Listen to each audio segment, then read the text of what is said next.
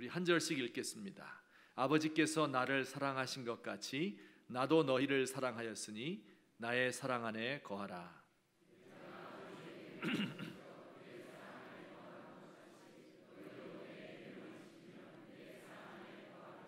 내가 이것을 너희에게 이름은 내 기쁨이 너희 안에 있어 너희 기쁨을 충만하게 하려 함이라.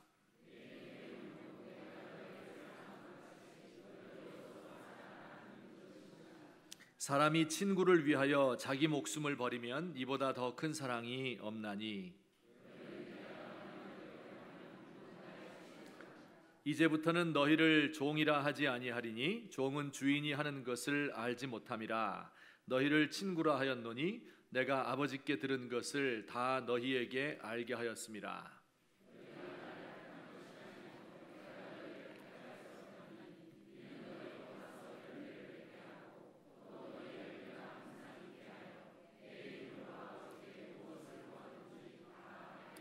같이 봅니다. 내가 이것을 너희에게 명함은 너희로 서로 사랑하게 하려 함이라. 아멘. 오늘 설교의 제목을 사랑과 순종 이렇게 잡아보았습니다. 이 과거에는 순종하라 하는 설교를 많이 듣고 또 많이 했던 것 같은데 우리 시대는 순종이라는 단어가 사라진 시대가 아닌가 생각합니다. 제가 20여 년쯤 전에 미국에 갔을 때 제가 가르치는 고등학교 1학년 아이가 담배를 피우더라고요. 그래서 담배 피우지 마라 이렇게 이야기했더니 왜 담배 피우면 안 되느냐 묻더라고요. 그래서 너희들은 아직 성인이 아니기 때문에 안 된다. 그랬더니 왜 어른들은 피우고 아이들은 안 됩니까? 이렇게 묻더라고요. 그거야 너희들 건강에 안 좋으니까. 그랬더니 그 친구가 그러면 어른들은 건강에 좋습니까? 이렇게 묻더라고요. 할 말이 없었어요. 그래서 그냥 어른이 말하면 좀 들어라, 순종해라 이렇게 했더니 애가 이해를 못하고 고개를 가로저었습니다. 근데 지금 한 세대가 지나서 한국의 어린아이들이 그렇습니다. 합리적인 이유를 대지 않으면 그냥 순종하는 법이 없어요. 학생들이 선생님에게 대들고 순종하지 않죠. 제가 16년 동안 초중고 대학교에 다니면서 선생님, 교수님 말씀 따르지 않고 소위 이제 옛날 말로 개긴다 이러는 아이가 있었는데 딱 한 명 보았습니다. 그날 그 아이 죽도록 얻어맞았죠 뭐. 그런데 언젠가부터 대학생들이 자기 학교 총장을 감금하고 자동차를 뒤집는 일이 일어났었어요. 이후로 대학생들은 물론이고 중고생들 심지어 초등학생들까지 선생님 말씀에 순종하지 않는 세대가 되었습니다. 정부에서 하는 일을 순종적으로 따라가지 않지요. 정부가 권력을 가진 우리를 다스리는 귀한 분들이고 그래서 우리가 그들을 순종해야 되겠다 그런 마음 별로 없어요. 경찰이나 공권력에 대한 존경심이 없어졌어요. 심지어 대통령에 대해서도 그를 조롱하고 모욕하고 이름과 별명을 함부로 부르기도 합니다. 특별히 가만히 있으라 하는 말 들었다가 참사를 당한 후에 이 믿을 사람이 없구나 각자 도생의 길로 가고 있는 듯 싶습니다. 부모를 비롯한 이 사회의 어른들이나 기성세대에 대해서도 이들을 존경하거나 그 말에 순종 잘하지 않습니다. 남편과 아내의 관계는 어떨까요? 아내는 남편에게 순복하고 남편은 아내를 사랑하라 이렇게 말하면 아니 그것이 언제적 19세기 가부장적인 얘기를 하고 있는 겁니까? 이렇게 말하는 분들이 많아요. 어떤 부부가 30년 동안 다툼이 없이 잘 지내고 있습니다. 근데 이 부부 사이가 좋지 않은 후배가 와서 그분들에게 물었습니다. 어떻게 해서 선배님 부부는 그렇게 사이가 좋습니까? 그야 결혼식 때 주례 선생님이 해준 말씀을 꼭 지키려고 하기 때문이지.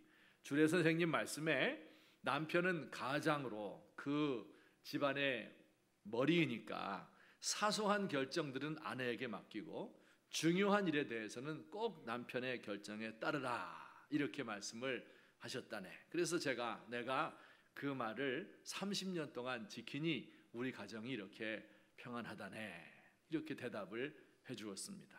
아, 그러시구나. 그럼 선배님이 가장으로서 지난 30년 동안 결정한 것들은 어떤 것들이었나요? 내가 결정할 만큼 중요한 일은 하나도 없었다네. 이렇게 대답을 했답니다. 이렇게 순종이 없는 세대이다 보니까 하나님에 대해서도 순종하려는 자세는 별로 가지지 않는 것 같습니다. 예수 믿는 분들이 이 높으신 하나님께 영광을 돌리고 그를 찬양하기보다는 이 세상의 많은 종교들 가운데서 내가 기독교 하나님을 택했으니 하나님이 고마워하셔야죠, 이런 마음을 가지고 있는 것 같아요. 하나님의 명령을 중히 여기고 그 명령을 지키려 하기보다는 내 마음의 평안과 내 삶의 만족이 우리가 추구하는 최고의 가치가 되어버렸습니다. 사랑에 대해서 말하면 좋지만 순종하라고 하는 설교는 시대에 뒤떨어진 거다. 저도 조금 반성을 했습니다. 제가 순종하라 하는 이 명령의 선포보다 왜 말씀을 따라야 하는지 하는 것을 설득하면서 주로 설교를 하잖아요. 그러다 보니까 성도님들이 이해는 잘 하시는데 실제로 순종이 잘 이루어지는 것 같지는 않습니다. 제 말이 틀렸죠? 순종 잘하고 계시죠? 아멘? 예. 자, 어쨌든 이런 시대를 사는 우리가, 이런 평등한 세계관을 가지고 사는 우리가 우리 예수님의 말씀, 순종하라 하는 말씀을 어떻게 우리가 받아들여야 될까? 예수님께서 순종에 대해서 무엇이라고 말씀하시는지 오늘 이 시간에 살펴보기를 원합니다. 사랑과 순종의 관계는 어떠한 것일까 하는 것을 두 가지로 나누어 살펴보겠습니다. 우선 첫째, 다 같이 시작. 순종은 사랑의 표현이다. 이거 어찌 보면 너무 당연한 이야기죠. 사랑하는 사람이 말하는 것은 다 순종하게 돼 있다, 그런 뜻입니다. 우리가 지금 요한복음 15장을 공부하고 있는데요, 2주 전부터 요한복음 15장 이야기했죠. 2주 전에는 우리는 포도나무의 가지이고 예수님이 줄기이니까 우리는 그분에게 붙어 있어야 한다, 떨어지면 열매를 맺지 못하고 말라 죽고 만다 말씀드렸습니다. 기억나시죠? 또 지난주에는 그러면 붙어 있다는 말이 무슨 뜻일까 하는 것을 이야기했어요. 그 예수님의 말씀이 우리 속에서 살아서 예수님과 우리가 함께 깊은 교제를 나누는 것, 이것이 예수님과 붙어 있는 것이다, 이렇게 말씀을 드렸습니다. 예를 들자면 남녀가 연애할 때 진정으로 우리가 서로 붙어 있구나, 함께 연합했구나, 하나가 되었구나 하는 것을 언제 느끼게 되나요?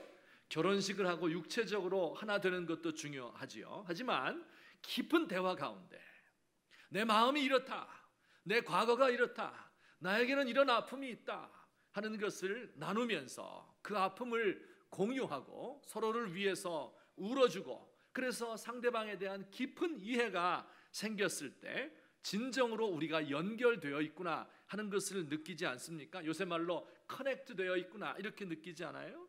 육체가 서로 떨어져 있지만 정신이 하나가 되는 것을, 연결된 것을 느낍니다. 말을 하지 않아도 진심이 통하게 되지요.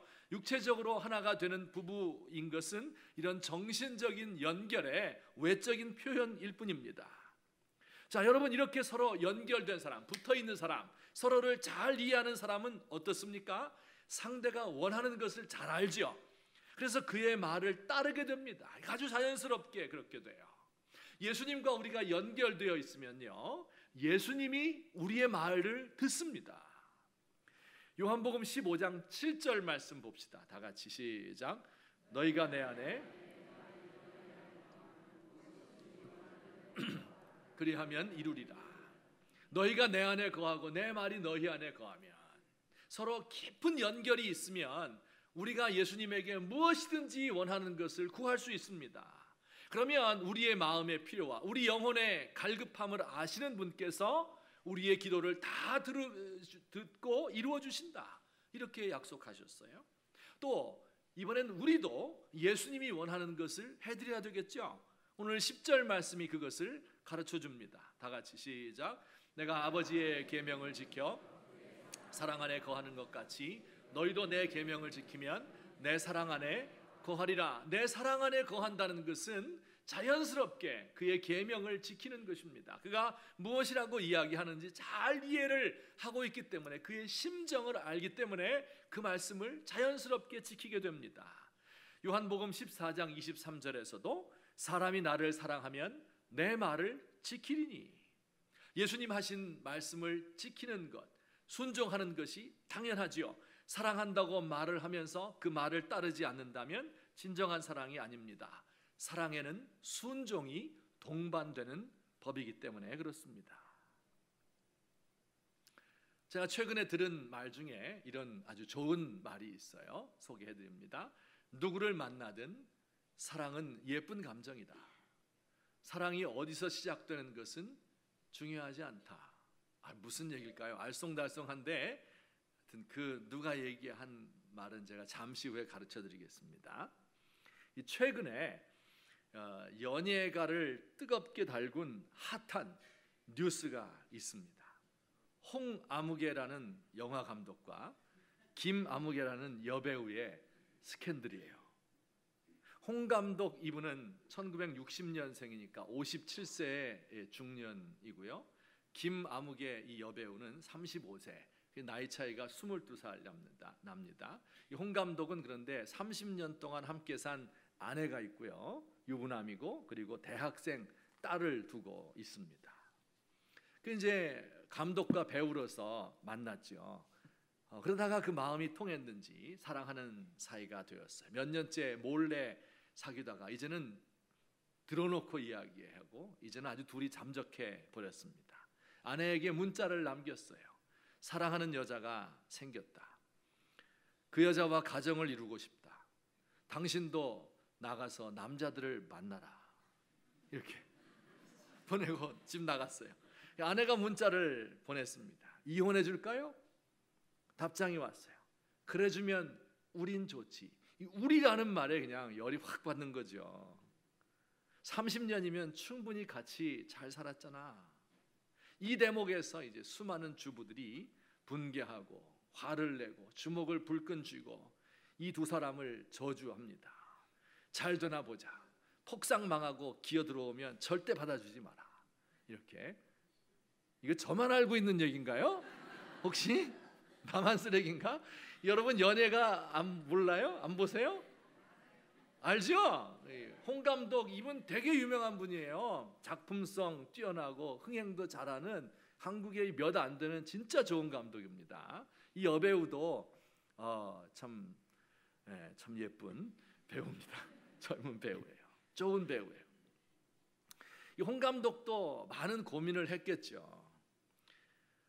그러나 그는 이렇게 이야기를 했어요. 나에게 중요한 것이 무엇인가 생각한다. 두려움보다 사랑하는 것이 중요하다. 사회적으로 비난을 받겠죠. 이제 감독 일을 더 못할지도 몰라요. 하지만 그런 두려움보다 사랑이 더 중요해서 그걸 택하겠다는 거예요. 그리고 이 여배우가 남긴 말은 이것입니다. 누구를 만나든 사랑은 예쁜 감정이다. 사랑이 어디서 시작되는 것은 중요하지 않다. 아멘.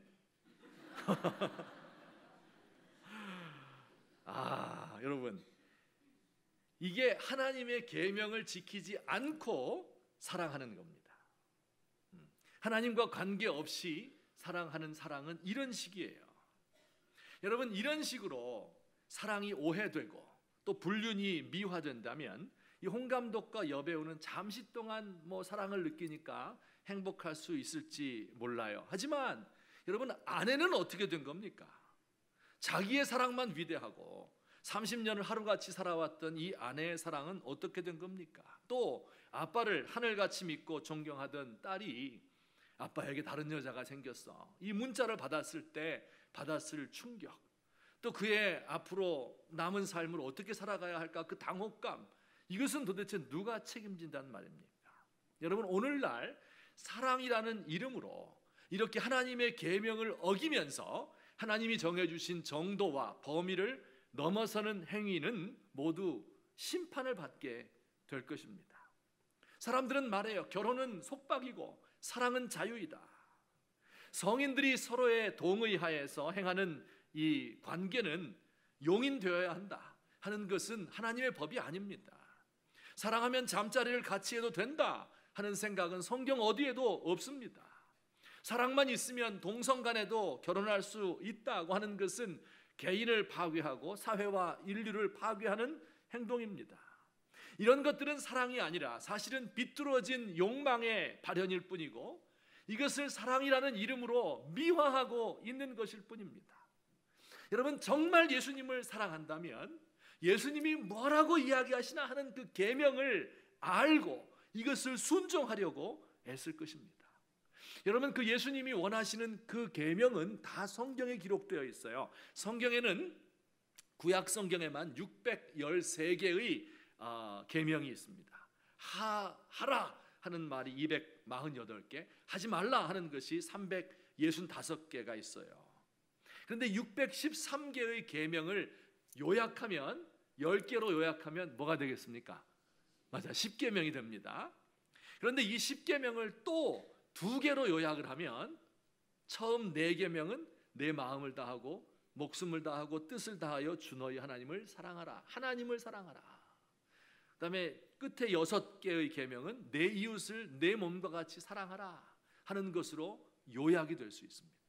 이 2가지를 또 요약하라면 한마디로 사랑하라 이렇게 요약할 수 있어요. 자, 그러니까 이렇게 된 겁니다. 이 성경에 나오는 모든 계명의 총체는 사랑하라 인 것이고요, 또 그 사랑하라 하는 그 말을 풀어놓은 것이 성경에 나오는 계명들이에요. 명령들입니다. 그러니까 성경에서는요, 우리가 어떻게 사랑해야 하는지를 자세하게 기록해 놓고 있는 거예요. 사랑하라 하는 명령만 추상적으로 생각을 하고 거기에 내가 그동안 들어왔던 사랑이라는 모든 것, 세상에서 굴러다니는 쓰레기 같은 것들을 전부 집어넣어서 이게 사랑이다 이렇게 말하는 것이 아닙니다. 정말 사랑하는 마음으로 성경 말씀을 보고 또 하나님의 말씀을 듣고 그리고 그것을 내 삶 속에 실천하기 위해서, 순종하기 위해서 애를 쓰는 것, 이것이 진정한 사랑의 방법인 것입니다. 여러분, 저와 여러분이 예수님의 은혜로 십자가로 죄를 용서받았죠. 그래서 그와 하나가 되어서 예수님과 우리와 사랑을 나누지 않습니까? 예수님의 말씀이 저에게 기쁨이 되지 않아요? 그러면 어떻게 해야 돼요? 도대체 예수님의 뜻이 무엇인지를 알고 이것을 순종하기 위해서 애를 써야 하는 겁니다. 순종은 사랑의 표현이기 때문에 그렇습니다. 그래서 여러분이 아침마다 일어나서 내가 제일 사랑하는 사람에게 고백할 때 도대체 내 남편이, 내 아내가, 내 자식이, 우리 부모가 무엇을 원하는지를 알고 그에게 순종하고 싶지 않습니까? 그보다 더한 강도와 더 순도, 더 깨끗한 마음으로 하나님 앞에 나아가서 정말 예수님 내가 사랑하는데 예수님의 명령이 무엇입니까? 내가 그것을 따르고 싶습니다. 내가 순종하고 싶습니다. 아침마다 고백하시는 저와 여러분 되시기를 예수님의 이름으로 축원합니다. 그 결과가 어떻든지, 때론 내게 그것이 나빠 보인다 하더라도 내가 그 말씀이 주님의 계명이라면 그것을 지키고 따르겠습니다. 이렇게 날마다 고백하셨으면 좋겠습니다. 자, 이게 첫 번째, 순종은 사랑의 표현입니다. 두 번째, 우리 또 같이 읽겠습니다. 시작. 네, 뭐 비슷한 얘기 같은데요, 전혀 다른 얘기입니다. 우리가 순종하잖아요. 이렇게 주일날 예배도 드리고 11조 헌금도 드리고 그리고 봉사도 하고 모든 순종을 다 바치잖아요. 그런데 그 순종의 동기가 무엇이냐 하는 게 참 중요해요. 우리가 하나님의 말씀에 순종하는 것은요, 다른 동기에서 나온 것이어서는 안 된다는 거예요. 노예적인 복종이나 미신적인 공포 때문에 안 들으면 저주받을 것 같아서, 물질적인 대가를 내가 요만큼 투자했으니까 이만큼 더 주세요, 이런 것도 아니고 나의 의를 내가 잘했습니다, 이걸 드러내기 위한 율법주의도 아니어야 합니다. 우리의 사랑의 동기는 오직 사랑으로부터 시작되는 것이어야 된다 하는 것을 예수님이 지금 말씀하고 있는 거예요.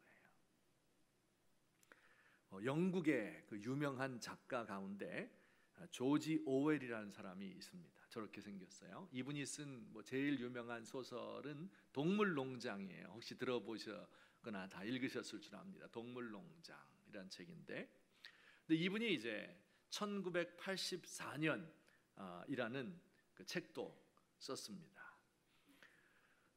그 책의 내용을 제가 간략하게 요약을 해드릴게요. 이 작가가 책을 쓴 때는 1949년이니까 소련이 막 생겼을 그때이죠. 그리고 1984년이라는 제목으로 책을 썼으니까 49년부터 84년까지 앞으로 35년 후에는 이런 일이 일어날 것입니다 하는 것을 가상해서 쓴 소설이에요. 우리는 이제 84년 지나갔지만 이 사람이 쓸 때는 35년 뒤에 가상의 일을 쓴 겁니다. 한 나라가 있었는데 독재자가 다스리는 가상의 나라예요. 그 나라는 국민들을 세뇌시켜서 자기 당을, 또 그 당의 최고 당수를 숭배하게 만들고 또 전쟁을 일으켜서 국민들의 마음을 하나 되게 만드는 이런 나쁜 나라입니다. 근데 그 특징이 뭐냐면 집집마다 텔레비 하나씩 있어요. 큰 스크린이 하나씩 있어서 매일 거기서 방송을 틀어주는 거예요. 그 나라에서 백성들에게 들려주고 싶은 얘기가 있잖아요. 그렇게 함으로써 생각을 하지 못하도록 만드는 거예요. 또 집집마다 몰래카메라와 도청장치 이런 걸 다 장치를 해서 국민들이 무엇을 말하고 무엇을 생각하는지 이걸 다 감시하는 겁니다.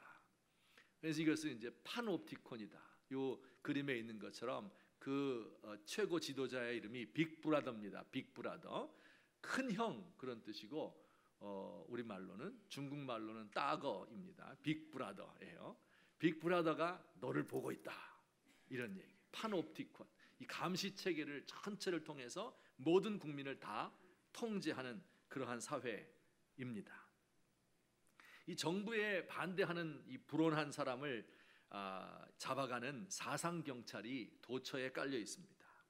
어린아이들을 학교에서 교육을 시켜서 가정에서도 너희 부모가 이런 정부에 반대하는 이야기를 하게 되면 신고해라, 이렇게 해요. 그리고 과거의 역사, 이 자유로웠던 시절이 있었을 거 아니에요? 이걸 다 조작해서 그런 시절은 없었다, 원래 인간은 이런 상태이다, 이렇게 사람들로 하여금 생각을 하지 못하도록 만드는 그런 나라입니다. 그 주인공이 있는데 윈스턴이라는 사람이에요. 근데 그는 이 과거에 대한 기억을 가지고 있는 거예요. 그래서 자유로운 사람이었고 정부가 말하는 것이 다 거짓이다 하는 것을 알았어요. 그리고 정부에 반대하고 이것을 뒤집어 엎으려는 이 형제단이라는 곳에 가입을 했습니다. 그래서 배우기도 하고 활동을 막 했는데 알고 보니까 그 형제단 조직의 리더가 경찰이었던 거예요. 사상 경찰이었던 겁니다. 경찰이 쳐놓은 덫에 걸린 거죠. 그래서 잡혀갔어요. 그래서 온갖 고문을 다 당하고 마지막에는 그의 사랑하는 동료를 배신하고 자백을 하고 풀려나게 됩니다. 이제 마지막 장면이에요. 그는 매우 혼란에 빠졌었는데 그는 결국 오랜 생각 끝에 자신이 빅브라더, 이 독재자, 그를 오해했다, 갑자기 깨달음이 오게 되었습니다. 그리고 그의 품을 떠난 것을 후회하는 마음으로, 그리고 전쟁에서 막 승리했다는 게 이제 빅스크린에 막 나오니까 막 환호하는 그 환호 소리와 함께 눈물이 주르르 흘렀습니다. 그 소설의 맨 끝이 정말 충격적이고 무서운 이야기입니다. 그는 빅브라더를 사랑했다, 이렇게 끝납니다. 무서운 이야기죠. 원래 이 책은 2차 대전 후에 소련 공산당의 전체주의를 비판하는 소설이었습니다. 자, 그런데 이런 이 일이 소련에서만 일어났던 것이 아니고 지금도 일어나고 있으니 우리 한번 제가 동영상을 준비했는데 한번 보시기 바랍니다.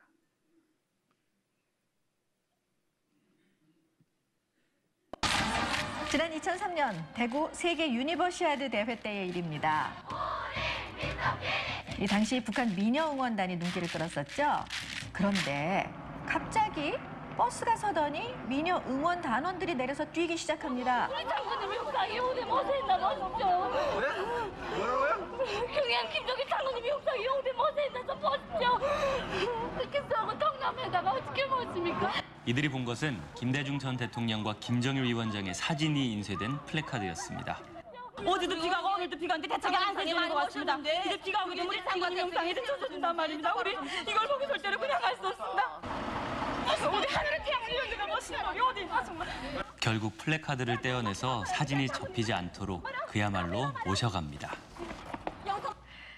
되면 최고사령관 동지를 배울까 간절한 소원 안고 기다리던 병사들, 그처럼 바라고 바라던 소원을 이루게 될 줄 어찌 알았겠습니까? 김정은이 배를 타고 지도에 나설 때는 허리까지 물에 잠긴 채 김정은을 배웅합니다. 김정은이 있는 한 군은 두려울 게 없다고 자신합니다. 경애하는 최고사령관 동지, 최고사령관 동지의 전사들이 여기 있는 한 조국의 삶 저도는 영원히 난공불락의 성세로 굳건히 솟아있을 것입니다. 무섭죠? 예. 한편으로 우습기도 하고 또 한편으로 무섭기도 합니다. TV를 각 가정마다 공짜로 하나씩 다 나눠줬대요. 6시간 동안 TV가 나오는데 방송은 단 하나예요. 국영방송, 조선중앙 TV 방송입니다. 거기서 자신들의 체제를 선전을 하고 학교에서는 그것을 교육하고 당근과 채찍으로 다스리고 감시를 하고 이렇게 해서 그 체제를 유지하려고 하는 것이죠. 그런데 이 사람들이 막 진심으로 눈물을 흘리고 경애하는 지도자 동지 사진을 어떻게 이렇게 할 수가 있습니까? 하는 이런 모습을 우리가 보게 돼요. 여러분, 이런 사랑은 참된 사랑이 아니지요. 자유가 거세되고 이 억압적인 상황에서 세뇌되었기 때문에 인간성이 말살된 복종일 뿐이에요. 그리고 그 노예적인 복종이 내면화되어서 자기도 모르게 자기를 억압하고 자기를 불행하게 만드는 그 사람을 사랑하는 것처럼 느낄 뿐이에요. 계속 TV를 보고 계속 세뇌를 당하다 보니까 이렇게 된 것뿐입니다. 여러분, 이 조지 오웰의 1984년은 단지 공산주의 국가만을 묘사한 것은 아닐 것입니다. 오늘날 우리가 사는 세상은 어떠한가?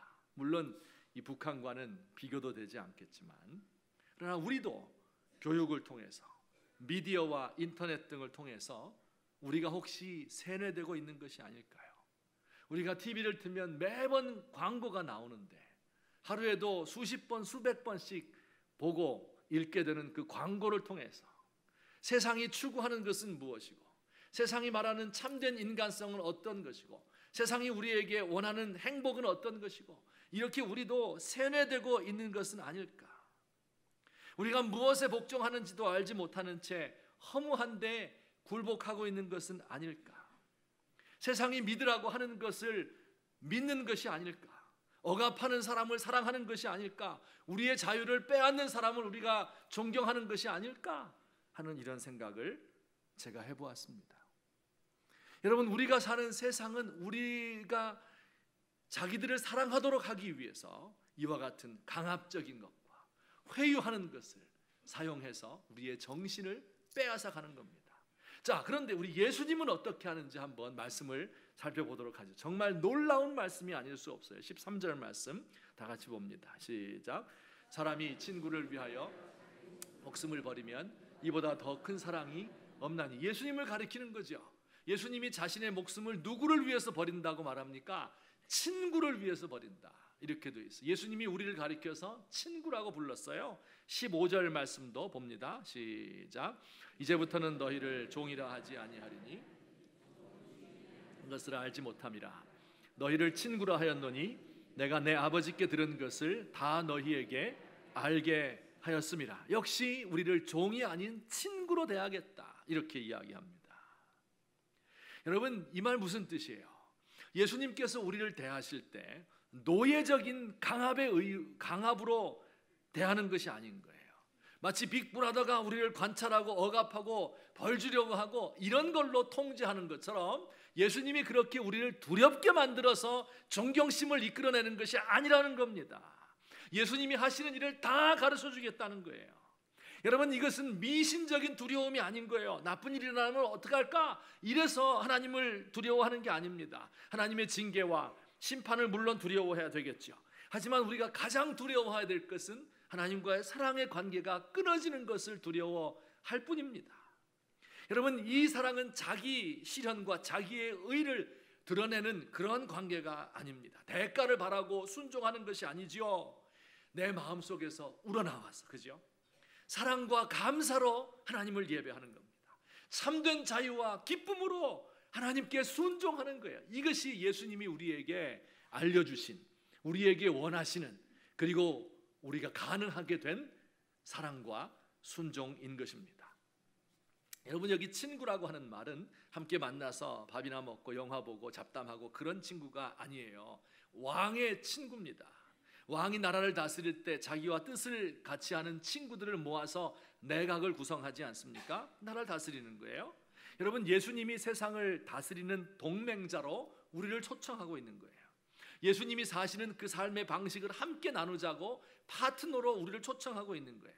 예수님과 고락을 같이 하고 영광을 함께 누리는 그의 사람이 되는 것입니다. 여러분, 이것은 영광의 자유에 이르는 거예요. 이 세상에 어떤 물질도 우리를 속박할 수 없고, 이 세상에 어떤 위대한 사람도 그의 강압에 굴복되는 것이 아니고, 이 세상에서 주는 어떠한 것에도 어떠한 약속에 현혹되지 않고, 하나님이 우리를 친구라고 부르신 그 하나님을 바라면서 우리의 인간성이 파괴되는 것이 아니라 우리의 인간성이 가장 고양된 형태로 하나님과 친구 관계가 되어서 1대1의 관계가 되어서 그의 뜻을 따르는 그의 사람이 되는 것입니다. 여러분, 이것이 예수님이 주신 최고의 축복이 아닐 수가 없어요. 전 이 말씀 묵상하면서 너무나 큰 놀라움을, 너무나 큰 기쁨을 발견하였습니다. 오늘 말씀에 따르면 친구의 특징이 두 가지입니다. 첫째로, 친구는 자기 친구를 위해서 자기를 희생하죠. 목숨까지 바친다. 두 번째, 친구는요, 자기의 비밀스러운 일도 다 털어놓습니다. 종은 주인이 하는 것을 알지 못하지만 친구는 안다. 예수님께서 하나님이 예수님과 공유하고 있는 그 비밀을 우리에게 다 가르쳐 준다고 말씀하셨어요. 이 두 가지예요. 여러분, 한국 사람과 미국 사람이 사랑하는 방식이 좀 달라요. 대부분의 한국 사람은 사랑하는 가족들에게 신장이 필요하다 하면 기꺼이 떼어서 줄 겁니다. 주시겠죠? 여러분, 가족들에게 신장이 필요하다 하면 주겠죠? 줘요. 그런데 대화는 별로 하지 않아요, 가족들과. 근데 이 미국 사람들은 가족들과 매우 가깝습니다. 하루에도 수십 번씩 I love you, I love you 계속 말하는데, 신장을 떼어줘야 된다 그러면 그건 좀 생각을 더 해봐야 되겠는데, 이렇게 나옵니다. 여러분, 누가 더 사랑이 많은 걸까요? 한국 사람. 말보다 실천이 앞서니까 한국 사람이 더 사랑 많은 걸까요? 아니면 미국 사람이 더 사랑 많은 걸까요? 얼마 전에 KBS 다큐멘터리를 본 적이 있는데요, 61세 된 중년의 아저씨인데 아내에게 이혼을 당했대요. 이 사람 라이프가 이래요. 아주 밑바닥 가난한 데서 출발을 했는데 음식점에서 일을 배웠어요. 조그만 가게, 자기가 이제 일식집을 낸 거죠. 대성공을 거두었습니다. 돈 많이 벌었어요. 그리고 2호점을 냈습니다. 열심히 일했어요. 음식을 만들고 접대를 하고 새로운 메뉴를 만들고 하느라고 며칠씩 집에를 못 들어온 거예요. 이 모든 것이 왜 이렇게 한 겁니까? 돈을 많이 벌어서 가족들을 부양하기 위해서 그렇게 했겠죠. 그런데 놀랍게도 아내는 이혼 소송을 냈고요, 결국은 법원에서 이혼 판결을 받았습니다. 이분이 너무 억울한 거예요. 내가 한 게 뭐냐? 가정을 위해서 몸 부서져라 이런 것밖에 죄가 없는데 어떻게 이럴 수가 있느냐? 하지만 아내와 자녀의 입장에서 보면 이게 이해가 되는 거예요. 그가 희생하고 돈 벌어주고 이건 맞아요. 하지만 남편으로서의 사랑을 못 나눈 거예요. 아빠와 함께하는 시간이 더 소중한 거죠. 여러분, 그러니까 이 친구 관계라고 하는 것은 이 두 가지가 다 있어야 되는 거예요. 맨날 대화만 하고 희생이 없어서 안 되는 거고, 희생만 한다고 이야기하면서 교감이 없으면 안 되는 겁니다. 제가 고린도전서 13장 3절 말씀에 사랑장이죠. 사랑에 대해서 설명하면서 이렇게 이야기했어요. 내가 내게 있는 모든 것으로 구제하고 또 내 몸을 불사르게 내어줄지라도 사랑이 없으면 내게 아무 유익이 없느니라. 저 처음에는 이 말을 이해를 못했어요. 왜냐하면 자기를 몸을 불사르게 내어주는데 어떻게 사랑 없이 이게 가능하단 말이냐, 이런 생각이 들었는데 알고 보니 그럴 수 있지요. 정말 사랑하지 않는 거예요. 소통이 없는 거예요. 친밀한 대화와 교제가 없는 겁니다. 그러면서 자기 실현을 위해서 그냥 자기를 내어주는 이런 경우가 많이 있습니다. 여러분, 예수님께서 우리를 친구로 생각한다 하실 때는 이 두 가지를 다 가지고 계신 겁니다. 우리의 진정한 친구가 되어서 우리를 위해서 목숨 버리는 희생을 감내하셨습니다. 또한 우리에게 자신의 이야기를 말하고 소통하고 대화하고 친밀한 교제를 나누시는 이분입니다. 우리의 진정한 친구인 것입니다. 오늘 저와 여러분이 이 예수님을 우리의 주님으로 모신 겁니다.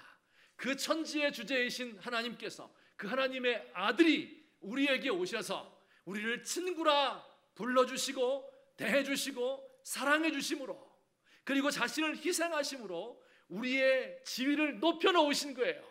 예수님의 지위와 같이 높여놓으신 거예요. 그래서 1대1의 관계가 되어서 친구로서 서로 사랑하도록 하는 이런 억압과 복종과 굴종에 의한 관계가 아니라 사랑하는 관계를 만들어 주신 것입니다.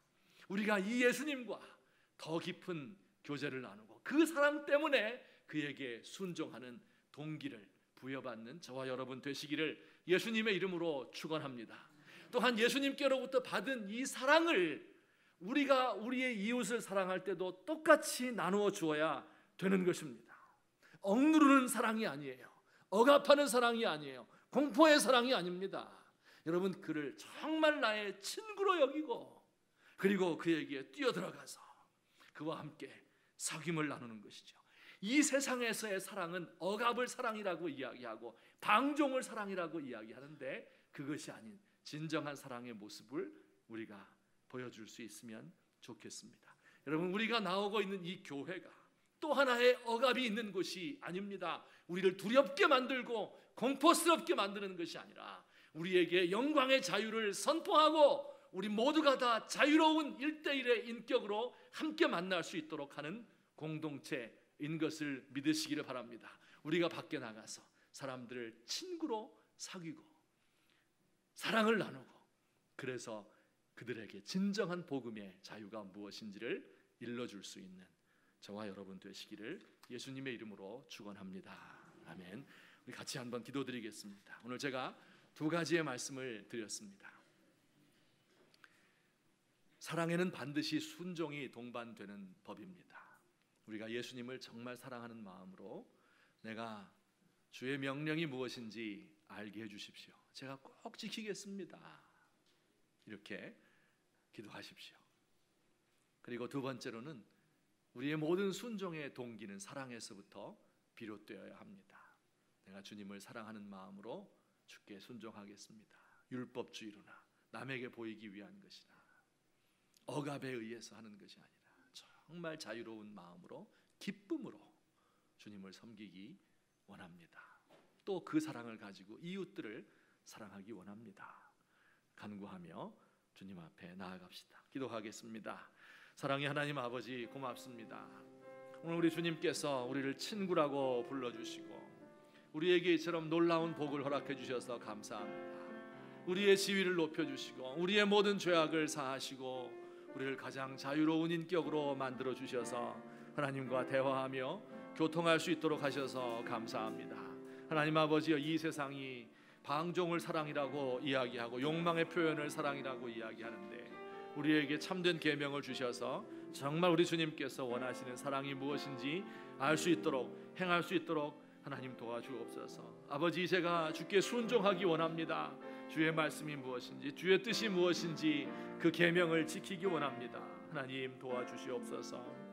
아버지 하나님이여, 제가 하나님의 뜻을 따르고 주의 일을 감당하고 목회직을 감당할 때에 습관적으로, 기계적으로, 맹목적으로 행하지 않도록 하여 주옵소서. 이익을 추구하는 방편으로 행하지 않도록 하여 주옵소서. 우리 주님을 사랑하고 아버지 하나님이여 순종하는 마음으로, 친구 되신 주님 앞에 충성을 맹세하는 마음으로 이 일을 감당할 수 있도록 하나님 도와주시옵소서. 아버지께서 우리 교회를 도와주셔서 이 안에 억압과 폭력과 아버지 하나님이여 이렇게 차별이 존재하지 않도록 도우시고, 아버지 하나님 정말 우리가 예수님의 친구된 사람들로서 서로 깊이 사랑하며 아껴주고 희생하며 소통할 수 있도록 하나님 도와주시옵소서. 사랑의 하나님 아버지, 고맙습니다.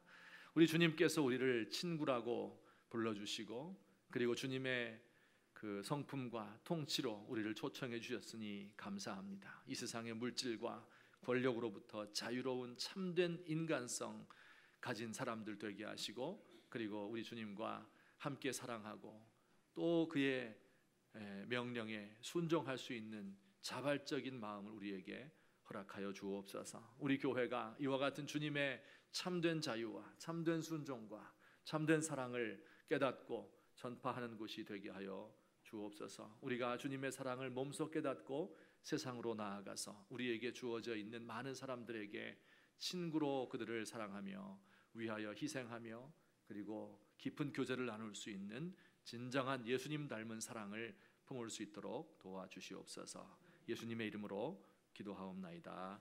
아멘. 이 시간에는 우리 시편 중창단이 우리 지난 6개월에 한 번밖에 안 해요, 득송을. 그죠? 지난 6개월 동안 준비한 이 노래를 오늘 하나님 앞에 올려드리고 여러분께 또 들려드리겠습니다.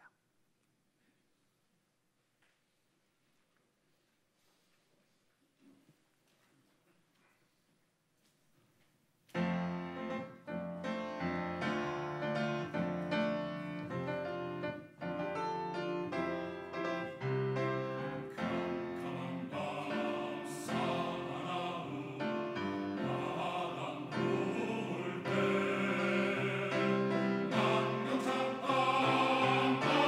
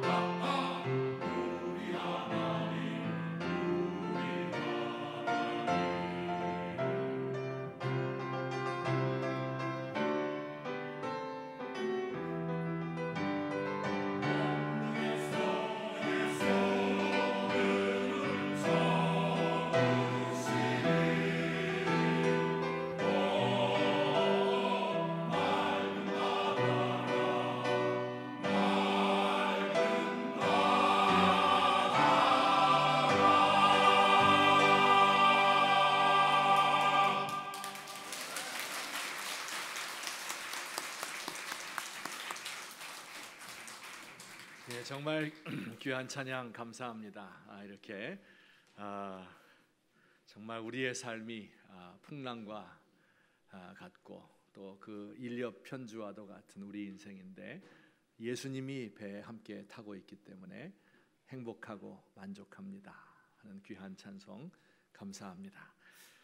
이 시간에 우리 헌금송 불렀지만 또 우리도 찬양하고 예배를 마치도록 합시다. 주 나의 모습 보내 상한 나의 맘 보시네 주 나의 눈물 안에 홀로 울던 맘 아시네. 이 복음성가가 있습니다. 정말 귀한 찬송인데 우리 함께 부르시도록 하겠습니다.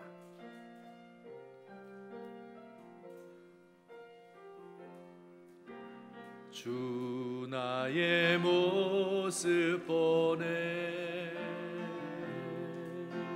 상한 나의 맘 보시네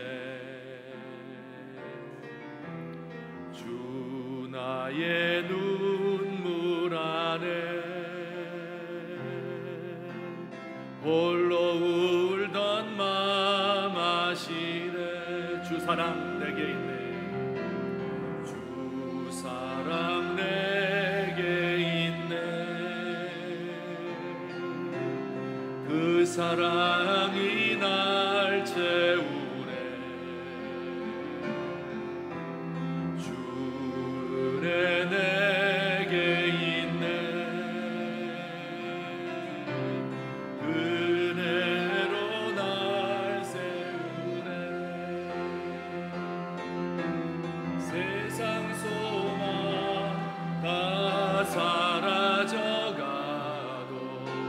주의 사랑은 끝이 없으니 살아가는 이 모든 순간이 주의 힘을 나는 믿네. 다시 한번 주 나의 모습 보내 주 나의 모습 보내 상한 나의 맘 보시네 주 나의 눈물 안에 홀로 울던 맘 아시네 주 사랑 내게 있네 그 사랑이 날 채우네 주 은혜 내게 있네 그 은혜로 날 세우네 세상 소망 다 사라져가도 주의 사랑은 끝이 없으니 살아가는 이 모든 순간이 주 은혜 힘을 나는 믿네 세상 소망 다 사라져가도 세상 소망 다 사라져가도 주의 사랑은 끝이 없으니 살아가는 이 모든 순간이 주 은혜 힘을 나는 믿네.